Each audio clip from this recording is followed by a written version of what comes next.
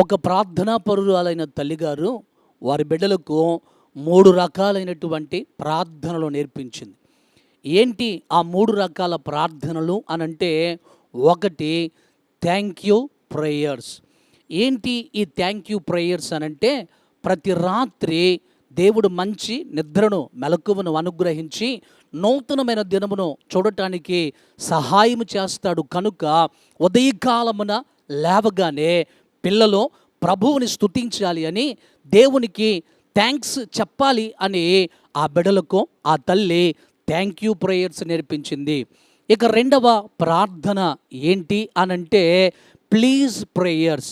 ఏంటి ఈ please prayers అనగా, ప్రతిరోజు కూడా వారు స్కూల్కి లేదా కాలేజెస్కి వెళ్ళేటప్పుడు దేవుడు వారికి మంచి ఆరోగ్యమును ఇవ్వాలి అని, ప్రభువా దయచేసి మాకు మంచి జ్ఞానమును మంచి తెలివిని అనుగ్రహించుము అని ప్రభు దగ్గర మొరపెట్టాలి అని, వారు ప్రభువుని అడగాలి అని, ప్రభువా దయతో ఈ ఈవులను మాకు అనుగ్రహించు అని ప్రభు సన్నిధిలో వారికి ప్రార్థన చేయటం నేర్పించింది.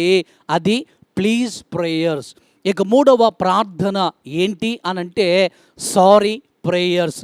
ఏంటి ఈ సారీ అనంటే, వారి పిల్లలు తోటి విద్యార్థుల ఎడల ఏదైనా పొరపాటు చేస్తే లేదా ఇరుగు పొరుగు వారి విషయంలో ఏదైనా తప్పుగా ప్రవర్తిస్తే ఆ బిడ్డలను దేవుడు క్షమించాలి అని, ఆ బిడ్డలకు ఒక మంచి భవిష్యత్తు ఉండాలి అని, ఎవరి ఎడల పొరపాటుగా మాట్లాడినా తప్పు జరిగించిన ప్రభువు వారిని క్షమించేటట్లుగా ప్రార్థన చేయాలి అని, వారి బిడ్డలకు సారీ అనేటువంటి మాట ప్రభుతో చెప్పాలి అని, క్షమించండి ప్రభువా అని అడగాలని ఆ సారీ ప్రేయర్స్ నేర్పించింది.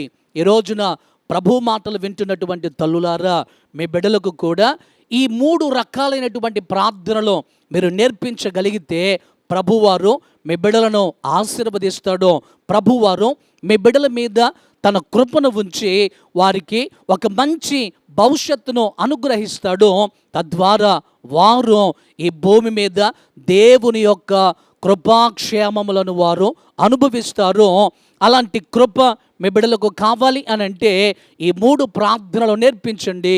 దేవుడు మీ బిడ్డలను శ్రేష్టమైనటువంటి దీవెనలతో నింపుతాడు.